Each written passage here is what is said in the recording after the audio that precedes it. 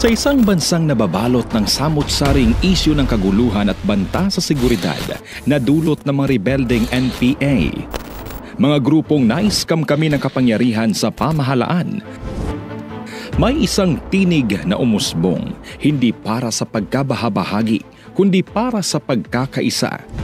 Isang lider na hindi lang nangangako, kundi kumikilos. Itinataas niya ang bandila ng hustisya at tunay na kapayapaan. Gaya ng kaibigan nitong si Pangulong Rodrigo Duterte. Ito ang kanyang adhikain.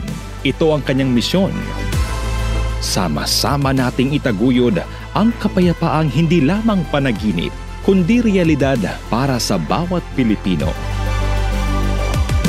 Iboto, number 53 sa balota, Pastor Apollo C. Quiboloy, para sa Senado.